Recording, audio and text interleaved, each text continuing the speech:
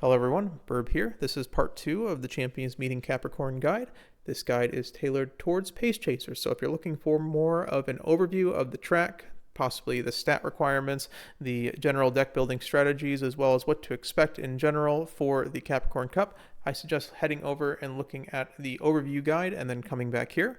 However, if you're looking for a pace chaser guide that goes over the various cards, the skills, as well as the characters you can run in the pace chaser position, this is the guide for that. So without further ado, let's begin.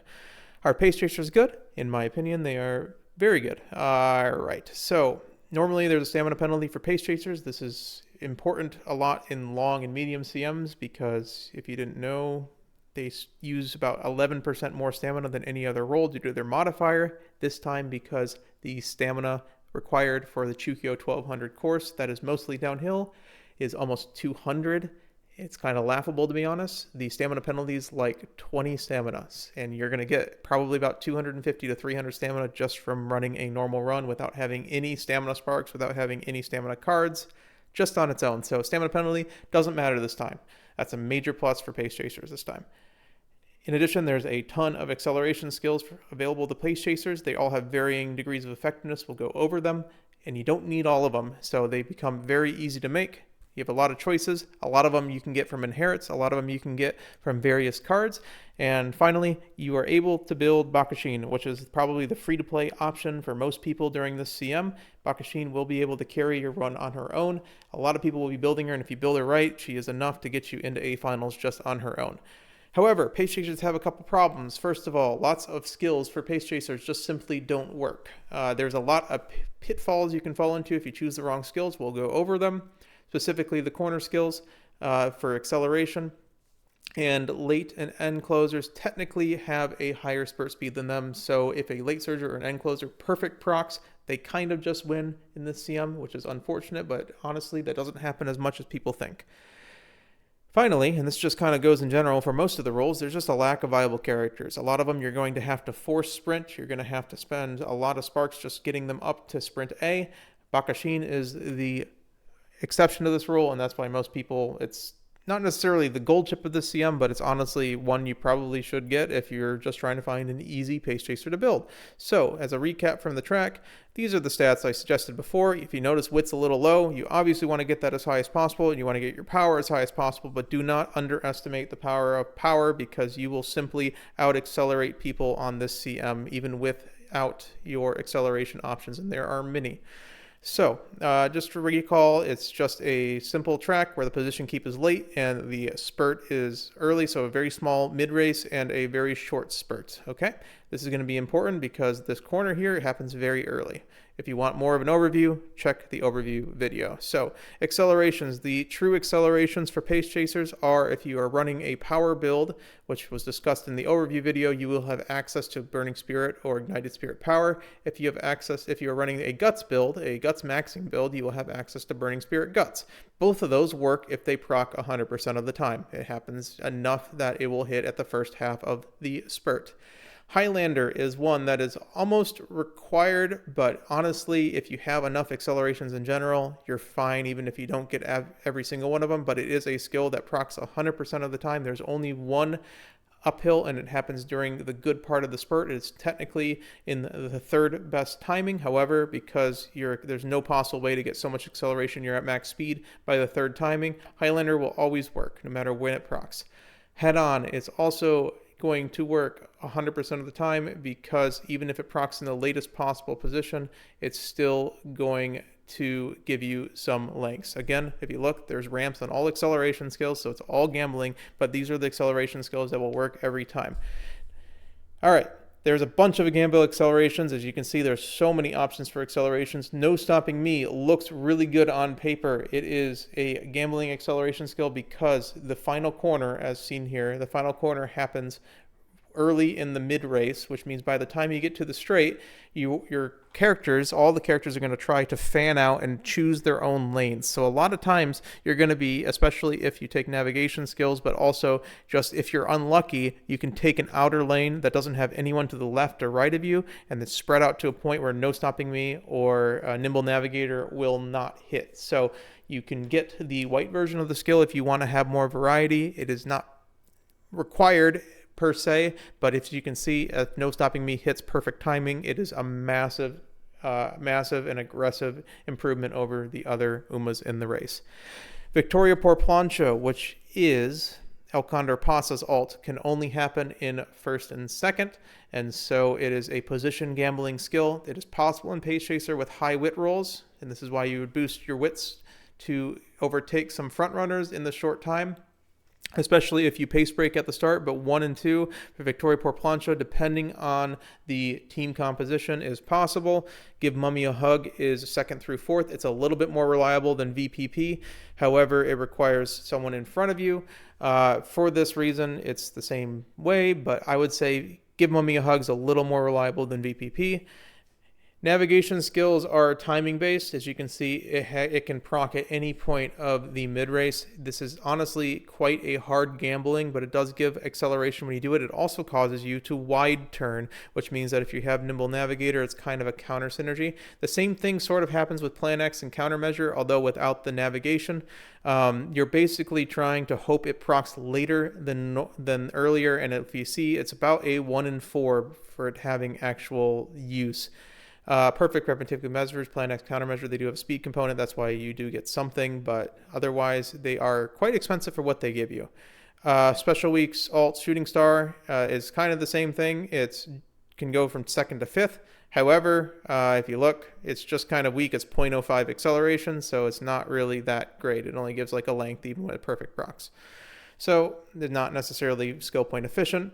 As well as Rushing Gale and Turbo Sprint is a 50-50 because you can either proc on the first half of the race or the first, if you see here, sorry. If there's 2 straights, the first part of the race in the position keep and also the final spurt. So it's 50% of the time the best, honestly, it's 50% of the time the best acceleration skill in the game, and the other 50% of the time it is just a pace breaker. And honestly, pace breakers, we'll talk about them, they're kind of 50-50 on whether they actually do anything for you. So I would pick up Turbo Sprint if you can get it. Bakushin has it innately. It's just going to be that really 50-50 gambling option that you're going to be able to fight against the characters in A finals a lot of times. It just simply can win you the race about half the time. Okay, so there's a couple more. Resplendent Red Ace requires first position or a position to overtake to 1. So if you're in second position and the game is calculated you're going to overtake, it will proc Resplendent Red Ace. Basically it is VPP, but even more restrictive. So you're again hoping it procs at the very end. A lot of times in simulation it procs early, but honestly, because you're a pace chaser, if there's any front runner, it's going to take you till the very end to actually proc it. It is a very luxury skill. I would probably not suggest it, but it is an option. That's Daiwa alt. Flashy Landing is used for pass protection, so if you're running a pass protection build, so if you're wanting to wait until Umas pass you on the acceleration zone, this can proc and give you a decent amount of links. It is better on herself, Mayana Top Gun herself, but otherwise it is an okay acceleration skill. It is not worth going and seeking out for. Finally, the 4 skills, Technician and Shrewd Step, always have the issue of they can proc pretty much at any time of the race. So if you're lucky, 10% of the time it works every time, right?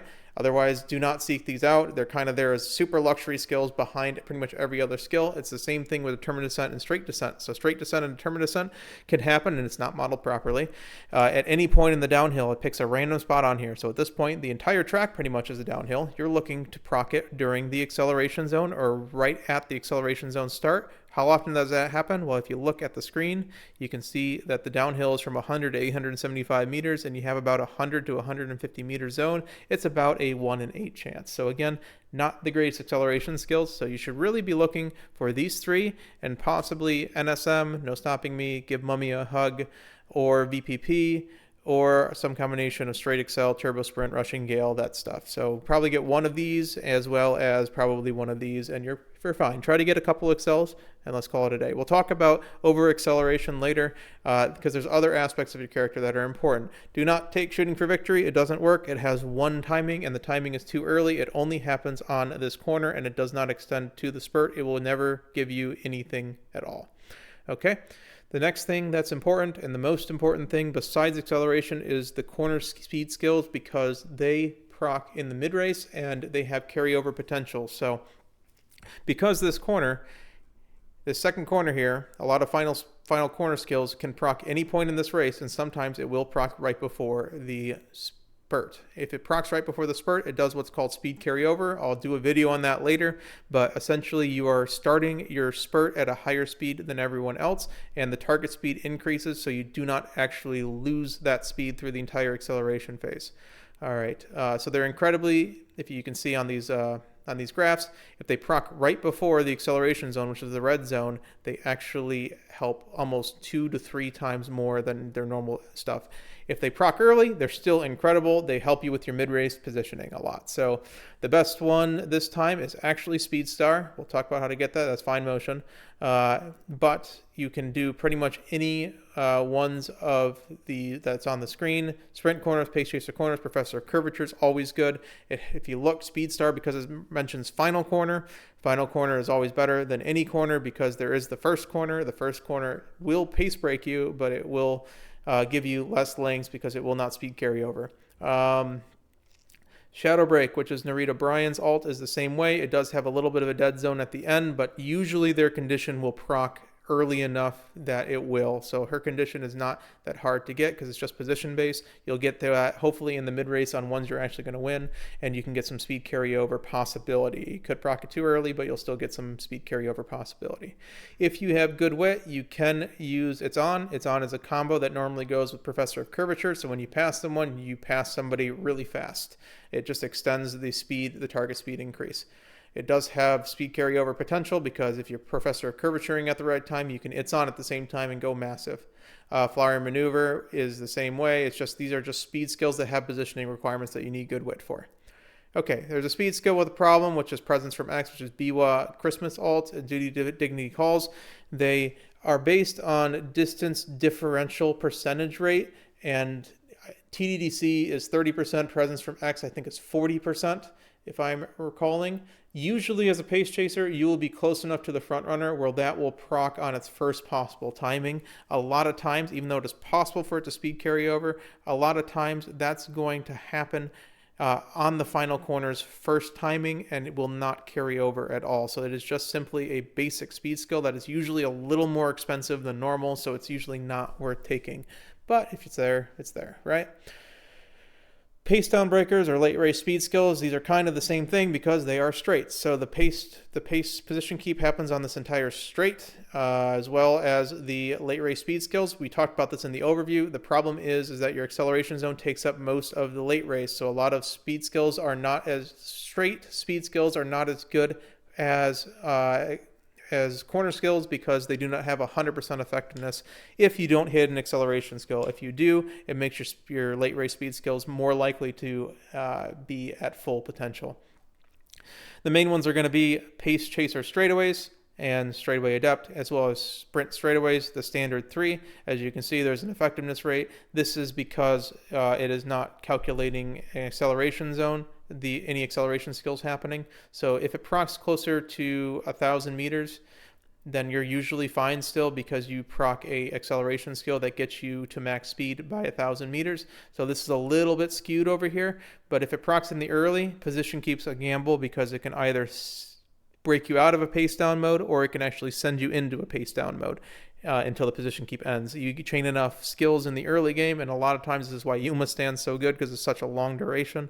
It can break you out of it and you just ignore the pace down. Otherwise, you're just gambling. It's just a gamble, so it's a 50-50. Does it actually work? At the end of the race, you're just basically waiting on your acceleration skill, and it's just an okay skill, but the corner skills are better than the straight skills. Notably, because most of the value from the straightaway skills are pace down breakers, single circle pace chaser straightaways and single circle sprint straightaways usually are about as effective as the double circle. The double circle will be more effective on the final straight if you actually get to max speed. However, as far as the pace down is concerned, they have the same duration, so there's really no reason to double circle if you have another skill you can pick up. So if you can pick up, let's say, both PCS and sprint straights, it's going to be more useful than double circling one of them. It's kind of a little caveat that Simulator is sort of proven for pace down braking only. Okay. Additional luxury skills. Umastan is just a very expensive skill. That's all just a pace down breaker. Slipstream and playtime's over are good skills. They have a dead zone that they can run into where it hits the excel zone, and it's not great. They also have short timing because it's a short mid-race, and these require multiple seconds of following somebody or having someone follow you. It's a little finicky, but they are there. If they're very cheap, usually playtime's over I would pick them up. And as usual, the final straight skills, so specifically homestretch haste and like triumphant pulse, a lot of times triumphant pulse is usually fine because it's 200 meters, but a lot of the ones like homestretch haste, which have a random spot, it's just not going to proc in a particular time that gives you as much of a benefit as, say, a base straight skill or any corner skill. All right, so those are the skills. Let's talk about some cards. So we're going to really go and split them up over into wit, speed, and others, because that's generally what you're going to do is you're going to run multiple wit cards and multiple speed cards. Notably, fine motion, very high wit output, is going to also give you speed star, which is probably the best pace chaser skill in the game for this CM, besides maybe an acceleration skill. And as a minor bonus, she gives OPP, some nimble navigator hints, as well as corner adept. Yukino Bijin, a little bit underrated because she comes with winner acceleration and corner acceleration, which are decent skills. They are minor skills, but winner runner is very good. No stopping me in interports proficiency. She also comes with some bonus wit and basically some acceleration. You also only need to get her to 1 LB because that's when she gets her wit bonus, and the rest is just kind of an it wit. So she's a decent card at 1 LB. Curran Chan Wit has sprinting gear, which is a good acceleration skill. She also comes with sprint straights, perfect prep, which is another acceleration skill. It's a navigation acceleration, but still a minor acceleration skill, and playtime's over. And Measure Arden SR, because you're running multiple wit cards, you don't care about the wit output as much because you'll usually hit 1200 by running 3 or 4 wit cards, depending on your build, but she does come as a left-handed. She gives left-handed on a hint. She comes with Pace Chaser Savvy and Pace Chaser Corners as well, so it's just a lot of good Pace Chaser skills. Again, do not weaken your build just to grab some skills, especially in Unity when you can get them from Blue Explosions, but there's a couple characters that just have a lot of A's, like, for example, like Air Groove, you usually will have Sprint, Mile, Medium, Turf, Pace Chaser, Late Surger as well. Like, all those will be A's, so your Blue Sparks are not going to give you as useful of hints. So it's just kind of nice to be able to proc the ones you kind of want. Speed cards. You're going to be probably running 1 or 2 speed cards. The 2 that you really should be considering running in your borrow slot are either Bakushin or Biko Pegasus. Obviously, if you're running Bakushin, you can't run Bakushin speed, but Bakushin does give Turbo Sprint, which is probably the best acceleration because it's a 50-50 with a massive upside. She also has sprint corners and sprint straights, so 3 good skills with an incredible amount of speed output. On a card, there's nothing not to like. Biko Pegasus is also very good. She has the highest speed output in the game besides Kittison at the moment, with an incredible amount of training effectiveness if you include all that on the other skills. Plan X, however, she really only comes with some minor skills, so Plan X is okay acceleration skill. We talked about the caveats with your kind of gambling on the timing with it. OPP is a decent 50-50 green skill. Meticulous Measures is, again, another acceleration skill. And Sprint straightaways is just a good skill in general. Notably, Silent Suzuka Speed, as per always, is a left-handed off of a event that happens half the time. So if you want a 50-50, you can 50-50 for left-handed. I personally would rather 50-50 for head-on, which is what you can get from the new Mayano Top Gun speed card. She has a decent speed output. It's a little bit less than Bakushin and Biko Pegasus, but if you have a high LB of the other 2, you can 50-50 for head-on rather than trying to get it from Blue Sparks with her first event. And then she also comes with Corner Depth, Straightaway Depth, and Nimble Navigator as some minors. So it's honestly quite a good card for skills, and it's kind of like as if you're running the Sweep Tosho SSR for end closers. Head-on is just a good skill. It's almost it's kind of like the Spurt is too, where it just gives guaranteed output. So you're 50-50ing for a better skill, and you're just nerfing your speed output, which usually is not a problem in these sprint CMs because there's not much of a real issue in getting your speed. She also does come with a power bonus, which will help you increase your power as well, which a lot of speed cards, I mean, that's going to be really the big problem, is how do you get your power sparks up? You're usually going to be running as many power sparks as you can because you want to run as many speed and wit cards as possible in order to make your flow of your run as easy as possible. If you're running a power build, you can run Rice Shower. Unfortunately, she has stamina bonus, which kind of is useless, but she does have hints. She does have hints for Highlander and Straight Descent. Highlander is a hint. It is on a hint, so it's kind of like a 50-50 if it actually does because of the blue sparks that go with it. But it is a good skill if it procs. Straight Descent is not the greatest skill at all, but it is there as a minor. As well as if you are just looking for a power card to run, Nishino Flower Power is decent. It has decent power output. It's not the greatest, but it does have straightaway Adept and straightaway Acceleration. Okay, so those are the cards. We're going to talk about all the characters. I can't go through every character, but what I can do is go through the characters that I think that I would probably run.